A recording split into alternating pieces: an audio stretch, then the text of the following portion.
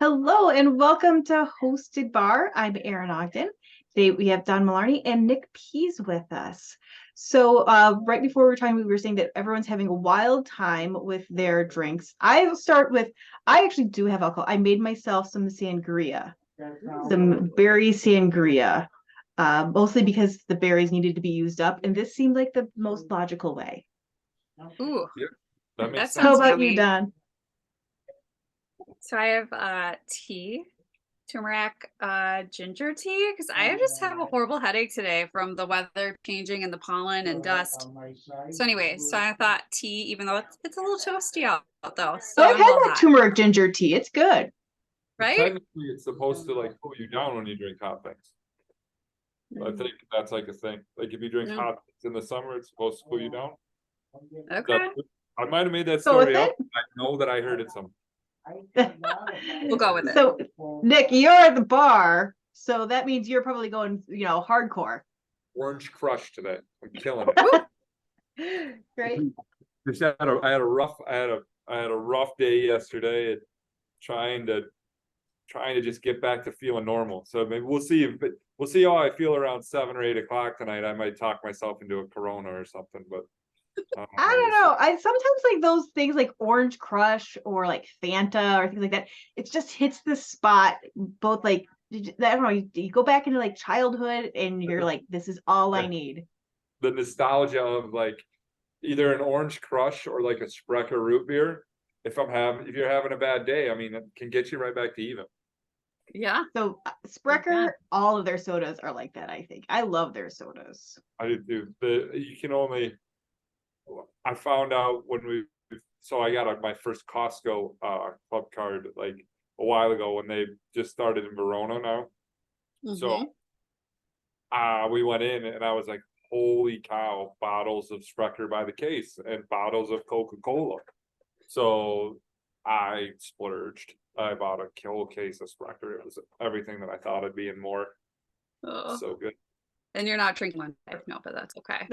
I'm at the bar today, so I came down here to the bar. So I figured my kids are gonna get home at some point, and I need this to be a fairly quiet environment. And right now, this bar isn't open, so this is about the quietest space that I can find. So Nick, Mm. why don't we expand? You keep saying this bar or that bar. Oh, Why don't you say who are you and what bars could you possibly be talking about?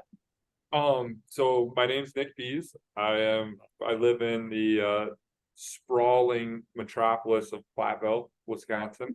Um, I own a couple bars on Second Street. I own one called Nick's, which I've had for will be 10 years in August. And then I bought a bar called the Public House, which I own with a friend of mine who's an owner in the business with me for that place. And then yeah, so we own a couple bars down here. Keeps me in and out of trouble, which is nice. Nice in the middle That's somewhere. right. So Nick, we can certainly talk about bar ownership and the good and bad of that. My family actually used to own the Arthur Tavern back in the day. Right. Uh, Nice. so we definitely do that. But you actually have kind of a bigger story that a lot of people know you for, and that is something to do with the fact that you were very excited that you rode your bike for 15 minutes Oh yesterday. But yeah. why don't you tell us a little bit more about uh, why it's kind of cool that you were excited about a I, 15-minute bike ride? um so I would say so in July of this year it'll be 3 years. But I broke my C5, 6, and 7 vertebrae in my neck. Um so July 10th, that would have taken place. And then I was told about a month afterwards that I wouldn't walk again. Basically they're, prepare for life in a chair. Like hopefully if you could get to a walker, that would be ideal. But I like yesterday I did a 15 minute bike ride, like stationary, not I wasn't out pedaling on the streets. I'm not there yet. I still walk with a cane and stuff, but like it's definitely way better than it according to the doctors, way better than it should have been. So that's little things I like think that. that's an understatement. Yeah. I mean, it's one of those, it's one of those things where it's, I don't know. I worked really hard to get where I'm at. There's also some luck involved with it. You know, this happens to some people, if you sever your spinal cord, or you damage it bad enough, there's not really anything they can do. In my circumstance, my spinal cord was injured but not torn, but they expect when it's that high, the odds of recovery just aren't what they're not good. You're not supposed to walk, I guess, is kind of what they'll tell you. And so now you're walking, biking, Yeah, doing yeah. all this, and Sorry, Dawn said something that you may have done something else with maybe bended knee. Oh yes, I was able to. So I guess the backstory on this is, so I got hurt, and then I was in the ICU for 3 weeks, I think. But the second week or so, we were my girlfriend and I, we had 2 children. We have always, planned on getting married, but I had 2 businesses. I was right in the middle of remodeling a house for us. And the marriage thing was always going to be kind of, let's get everything else done. I'm not going anywhere, you're not going anywhere. But then after I got hurt, you're going, oh, like we should have got married. We should have done this. We shouldn't have put this on the back burner, So it was kind of one of those things.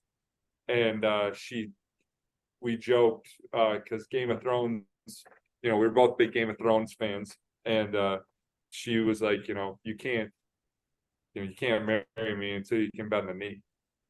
So that was like, the thing was like, if you want to marry me, you're gonna have to get down on a knee. And I'm like, haha. But it was after I started to recover, it was a serious goal for me. So I did that.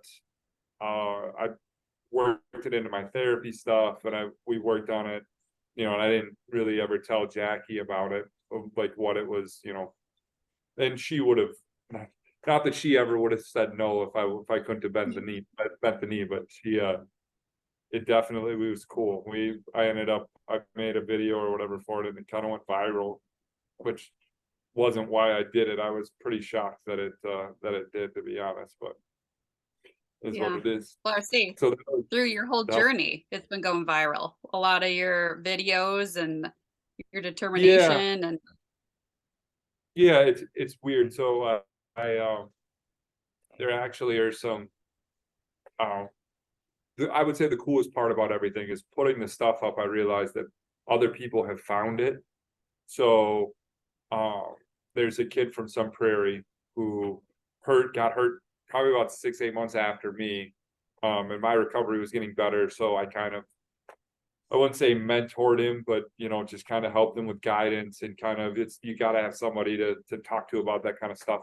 And then after I did that video, there was a kid from Canada who had a similar thing, and doctors were telling him not going to walk again, not going to happen. And I was kind of dealing with his sister a little bit, and she, we talked a lot about it, and it was like, look, hey, this has only been a week. They have no idea. Like, there's some things that you find out going through this, like kind of with my trip to Mayo and different stuff. Like, doctors that don't see this very often, or even ones that do, they look at it and they go, okay, well, these are the numbers, right? Like, so, this is what you should. But a lot of people that break their neck, if you're 70 or 60 and you break your neck, they're lumping that in with a 30-year-old or a 16-year-old. And that kind of stuff is like, you have to remember that there's a huge difference between me at 35 and a 70-year-old man, right? I mean, just in strength and everything else. Like, so that's kind of what I was like, the numbers aren't wrong, but you also have to remember who is in these large groups of numbers, because they're not specialized to you. They're not tailored to a 16-year-old kid that breaks his neck. So people between the ages of 16 and 25, do they come back from this at a better rate than somebody that's 60? So that's the, like, dealing with, like, watching these two young men, like, we're told they would never walk again, and now they're walking, like, that kind of stuff. I would say more than anything is really, it's the main reason I do the videos now. Like, I shouldn't say main reason, I do them very selfishly for myself, because if I do that, then I can look back and go, oh, 6 months ago you were here, right? Like, you do the video, you have somebody quick videotape it, you put it up. I am a terribly unorganized human. That has never been my strong suit. Dawn knows that. But like, never been my thing. So I take a video, I put it on TikTok or wherever, and then it's there. I don't have to worry about losing it. I don't have to worry about rifling through finding it or deleting it on accident. It's there. And I don't really, after you go through a serious injury like this and like kind of all the other stuff you go through, you don't really, I don't really care who sees it or what they have to say. It's there, and hopefully it affects people in the right way. But if they don't, I don't care. Right. So, Who cares? Well, and I right. love that you know, are thinking outside the box, because yes, bodies are all different, but I think it's also goes back to the mindset though, Nick, that you have, that you're so determined and you're not going to give up, and you're inspiring other people and mentoring other people, where Yeah, not everybody has that too. yeah. I mean, I guess for me, like, you gotta, like, talking to the younger people has been the big thing. Like, and it's something that kind of keeps me motivated. But also, I think the big thing is, um, stupidity. I think is really the biggest thing for me. I know that sounds like self-deprecating and stuff, but after I got hurt, I didn't know any better. Like, me and Jackie were in the hospital 4 days later going, well, I'm gonna walk. Like, I think a month in, I could move a little bit of a foot. So in my brain, like, that's not how it works. Like, that's absolutely not how it works. But in my brain, I'm going, well, I just don't know any better. And anytime anybody would bring it up, like any of the doctors or whatever, I'd be like, well, I'll worry about it when we get there. I don't even want to talk about it. Don't say anything negative around me. And it's nothing that, like, it's not, if I need a question answered, I'll ask you. But like, I don't need you to tell me where you think I'm gonna be, because that's not how I'm gonna handle this.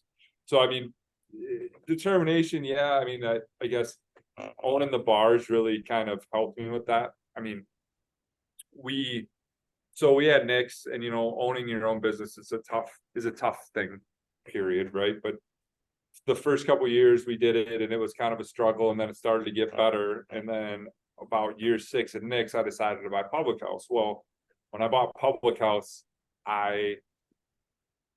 me and then Brandon that works for my friend that the part owner writes was about. So me and Brandon came in after got to the summer, and it's like, okay, we needed to fix the floor. There was some stuff coming up for like insurance purposes. We needed to fix some tile. So we tear into it, and then we go, oh God.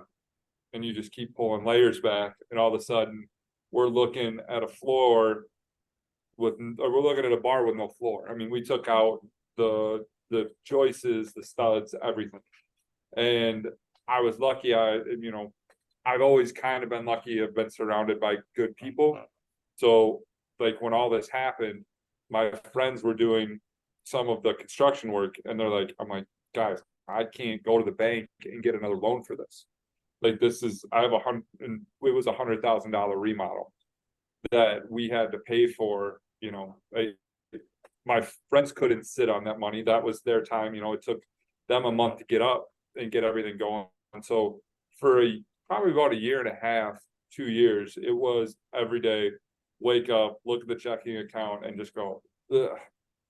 So after I broke my neck, I mean, part of that kind of translated to this. You wake up every day and you're just like, oh, sucks. All right, time to go to work. Like, you weren't gonna get anywhere by just sitting around with it. You know what I mean? Like, does that kind of make sense? It does, but I mean, it's one thing to say, it's another thing to kind of do, right? So in the morning, when you wake up and say, okay, this sucks, I'm going to do it. Were there kind of ways that it helped you? Like, was it like, just do the next best thing? What's the next thing I can do? Was it break it down? Was it, I have no choice, so I better start swimming? Probably a little bit of all of that. I mean, I guess, so you, nobody, it's very vague with what you're going to get back, right? Nobody can tell you, you work this hard, you're going to get this much back or whatever. But they started hooking me up to, it's called stim, but they're basically pads. You put them on your legs and quads, and it helps you move your legs. So for me, when they did it, like, it started at the left leg, which is now almost fully, I wouldn't say fully recovered, but pretty close. But it was moving an inch. You know what I mean? Just try to get your foot to move an inch. Try to wiggle a toe. Like, but once it's like for me, it's like everything else that I kind of how I do everything. If you give me an inch, I'm going to take a mile. So if I move a big toe just a little bit, then why can't I move it the rest of the way? If I can move my right leg a touch, then that means the nerves are firing. Why not just keep pushing it? Right? As weird as it sounds, it kind of fed into everything that I had going on in a way that was like, kind of fit my thing. I guess if that's the best, I don't know if that's the best way to describe it. Like, I wake up in the morning and you're going, okay, I can't move. And there were things that they did that, so every morning, I don't know if you're going to want to hear about this, but every morning they do like a bowel program thing. So people don't know this. I didn't know this. When you get hurt, all that stuff, none of it works, right? So 4:45 every day, you wake up and you do a bowel program. And as a 35-year-old adult male, you can't start a day any worse than that. So once you've decided that, okay, I'm going to wake up every day and there's nurses that are going to come in that are going to help me with this, and you do that, okay, well, it's all downhill from here, because that's as bad as it gets. You can't, everything else is just work. I mean, everything else is no different than when I worked out, and like, it's just so much more, it's just so much less. You're getting so much less than you normally would. But it is it's a mindset of anything, right? I mean, I think people that want to lose weight, or people that, I think everybody has that mindset. Mhm. Like, people, you wake up and there's always stuff that you don't want to do. You know what I mean? Like, Right. but so if you just break it down in the simplest forms of that, and which is kind of how I, one day at a time, keep track of it, every day go and do the best you can, and then track it over a month, or track it over like 3 weeks. So you take your videos, whatever, and then you go back and look at where you were 3 weeks ago, and that's how, for me, I think that's how we do pretty much everything. Like, even in the businesses, right? Like, go in, show up every day, do the best you can every day, and then look at it in a month. Like, if you want to start a new special, or you want to do something, like, you can't just give it a day and expect it that it's going to get better. It's going to take time, and the long haul is, if you're in business, right, and you plan on being in business for a while, you're in it for the long game. And that's what this is. This is just, I'm still going to therapy a couple of days a week, and I work out a couple of days a week, because it's a long process. It's a long game. Does it get better? Yes. Does it get better in the strides that it got better in the first 6-8 months? No, but there's a definite difference in everything. My stamina. I mean, last night, for example, got home after I did the workout stuff, cooked dinner, put the dishes in the dishwasher, put the dishwasher away, played with the boys a little bit, took a shower. All of that stuff, 2 years ago, I would have been beside myself to get a couple of those things back. So if you just look at it in that sense, and you know that you're getting better, for me, it's not it's not like some, lock to crack. It's just gotta work. You gotta get better at it, or you're not gonna get better at it, right? I mean, I guess that's kind of my. So Sorry, sounds I ramble. I apologize. no, I think that it's really good to put, I'm trying to pull a little few things out. And one of the things that I'm kind of hearing is to celebrate any victory, whether it's big or small. Yeah. But you don't know those victories are happening if you're not looking for them. Correct. Right. And so I Correct. like that you're thinking like how you were saying those videos, yeah, they're great, they're inspiring, but you're doing it for you, so you can look and say, look, I have progressed. So when you have those moments where you're just like, oh, it's never gonna matter, you'd be like, oh, but it does. Yes. Right. And that whole, you have to keep tabs, and you have to look for the progress, and you have to be open for it. Yeah, I mean, in my instance was, there are definite goals, but my goals are easy to see, right? Because for me, it's, I want to do the things that I couldn't do before. So a goal for cooking dinner is, it's a goal. It's not like it's some, it's there, it's work at it. I mean, when I first started, it was, Jackie, I'm gonna get the stuff in the pan. As far as you can, I do as much as I could, and then it's like, hey, I'm done. Like, somebody's got to come. Like, but that's just that's just. But I really how like it that is. was even, I think that you're willing to do. All I'm going to do is put stuff in a pan, but I'm going to do it because I know so many people looking at goals and things like, well, if I can't do it all, why even try? Why even start? And you're like, no, the first goal is just get it in the pan. It's Yeah. not make cordon bleu level meal. It's get the freaking, hamburger Yeah. in the pan. She can take care of the tacos the rest of the way. Exactly. I mean, that's kind of the, like, I think that everything should be like that. I guess, in my opinion, is right. Like, you just have to get it started, and once you get it started, okay, now you're moving, right? I mean, that's, once you're going, then if you have that mindset of, if you have the mindset, like you said, of a lot of people quit because they can't get it all right. Like, but the thing is once you get it started, then what's to say you can't get it all? You just have to know where to start. You know what I mean? Like that, but that trait has gotten me in a lot of trouble, as well as, as like, as it has good things. But I mean, I think that that's the truth. I mean, I think that's what it is with anything. I don't know. That's just my opinion on it, I guess.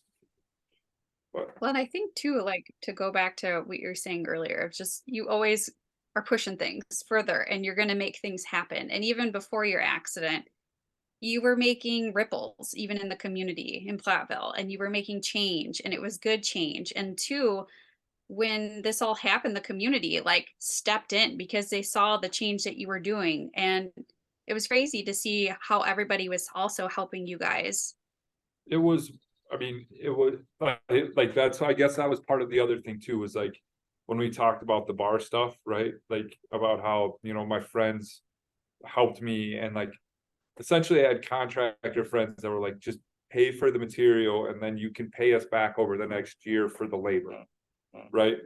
Like, the community of Platteville and like the people around me, I mean, I had I had I had friends, that Dawn's husband and some other friends, they had me all loaded up on fentanyl when I first got hurt. So I was having these dreams that I couldn't tell the difference between like reality, and like, it was wild. I still haven't really experienced anything like that, but like, they sent me fatheads, like pictures of all their faces, and I put them on my wall in the ICU, because if I woke up and I was like, oh, okay, all right, I know right where I am. Like, I had an idea of, you know what I mean?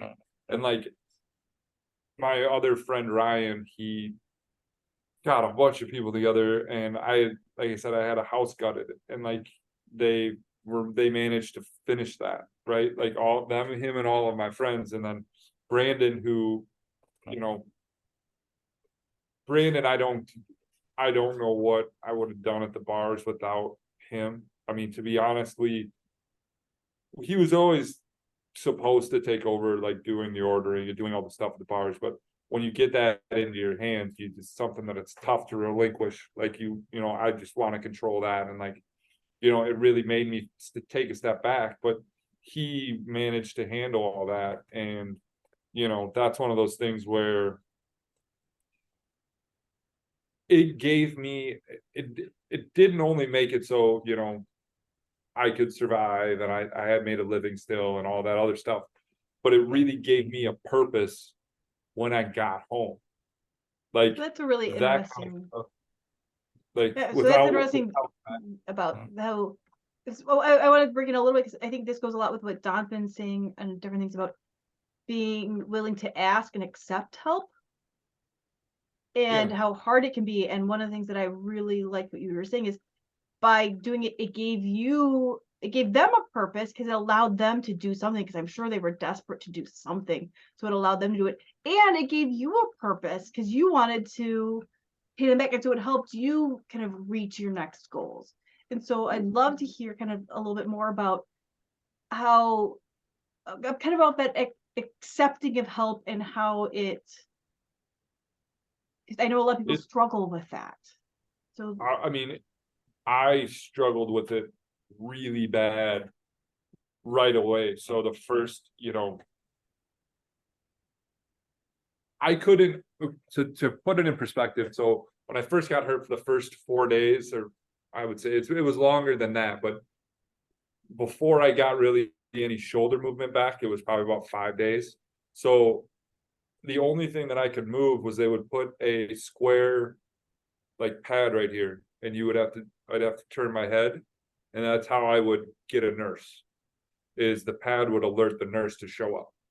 So I went from really being somebody that like very independent, very whatever, and then you're going, okay, I can't do any of this without help. Like, and you have the nurses and things like that, and I was forced into accepting that part of it, right? Like I definitely don't think that ever would have been something that I probably could have done, on my own.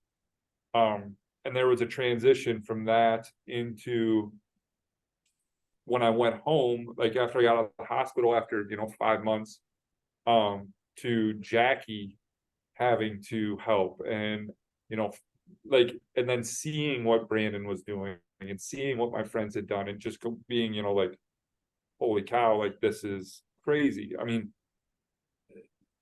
that's one of those things where I don't know. Once there's a fine line between accepting help and letting people do more than they have to, right? And that was always my struggle with that, right? Is we would do derby, like we did. So we have a big event every year called Derby Days, which was kind of what Dawn was talking about, that we do every year. But so the first few years we did Derby Days, I would be there at 6:30 in the morning, and I would leave at, but being the fact that I was in a wheelchair, now we're in a scooter this year when we did it, and it makes you delegate things. It makes you be conscious of what other people are willing to do. And like, that's a huge advantage once you can accept help, but not take advantage of the help. I mean, that's like, I think that's why a lot of people, I'm not calling people lazy, but I think that a lot of people end up staying in wheelchairs, right? Like after they get hurt, there's part of that is, okay, like I have somebody to take care of me, right? And I'm not saying that I'm not saying that anybody that's in a wheelchair wouldn't, if they could stand up that tomorrow and get better, that they wouldn't. Right. But it can be easy, right? And sometimes it's It you can, just yes. people just take the easy route because it's so everything else is so hard that sometimes it's just but I Yeah. think what you're kind of saying is there's a lot of choice in life. Yes. I mean, that's, And sometimes that choice isn't as obvious as others, but there's often a choice. yeah. I mean, that's kind of the, I mean, with all this, with all of these things, and like we're kind of talking is, I mean, I know I've done it. I know that I've sat there and I went, man, I just don't want to do this. I could go and walk and I could get myself a water, like, but like my son's right there. He'd love to go grab me one, you know, and like it's like that, but it's like that on steroids. You know what I mean? Like it's just it's the little if you let the little things pile up and then they pile up into big things, you know. So you can allow some of it, right? Like I can allow him to be like, hey, go grab me a water, right? But I can't be reliant on everybody. Otherwise, I would never push my limit. Like I would never, you'd never do a little bit extra or a little bit more if you, the dishwasher for me is a good example. I mean, when it started, it was just try to get it loaded or just try to unload it, right? Because the standing up and bending over and doing all that a bunch of times is a killer for me. I mean, it's not it seems like a pretty monotonous task, but after I did that, that might be the only thing I do for a day. Like when I started to do that, it was, what'd you do? I just got the dishwasher unloaded. That was it. I picked them up with one hand and I barely got it up to the table, and then I'd move it up to the next level. And I barely would get that done when we started. And then it was, okay, I didn't cooking tacos, cooking hamburger meat or whatever. I would have to wait for Jackie to get home because if I needed help, I would need it. Like, I think that's the best way to do it is, you know, that you have help from someone, right? You can get help.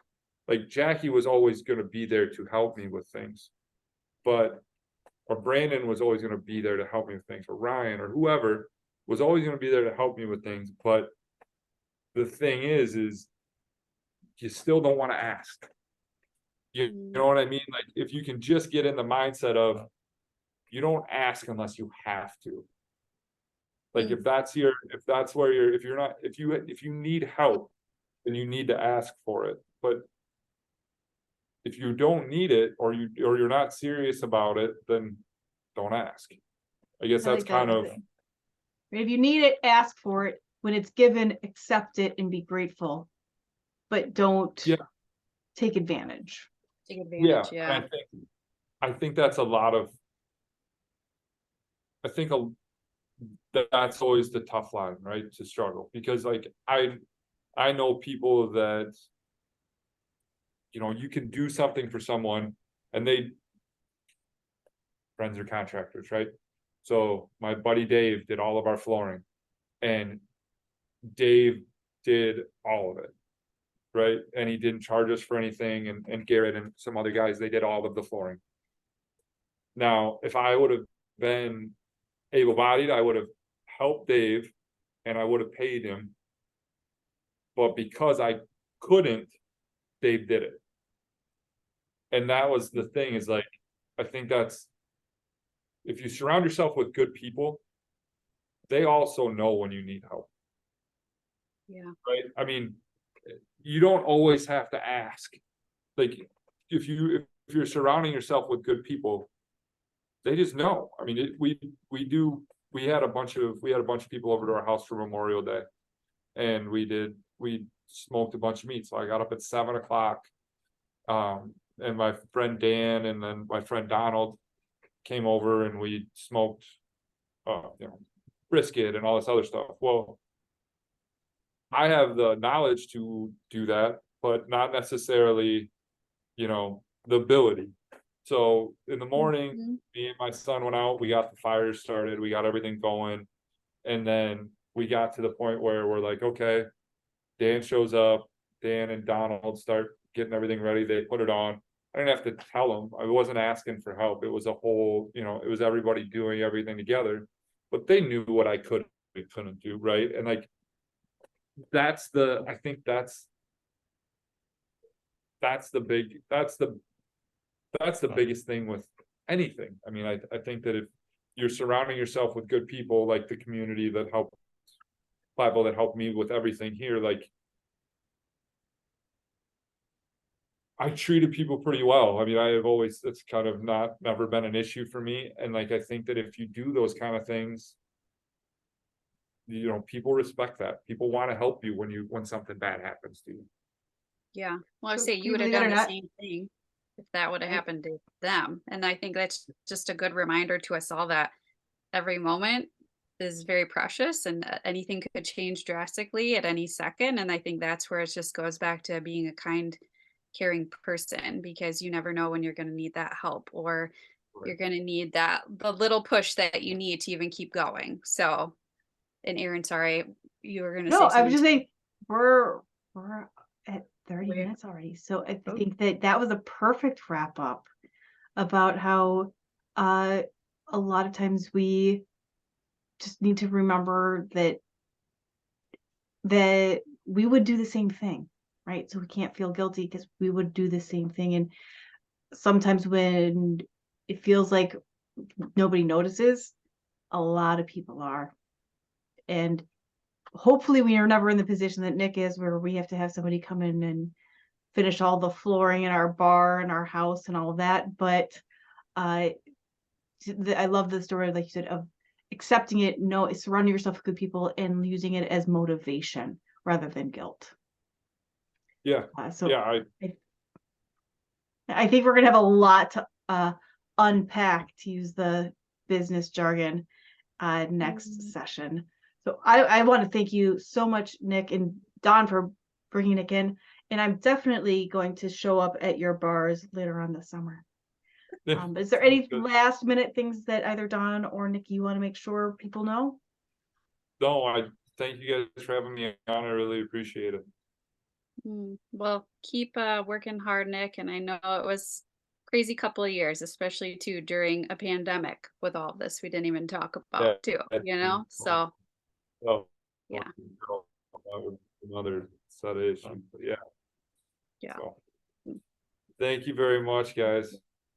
All right.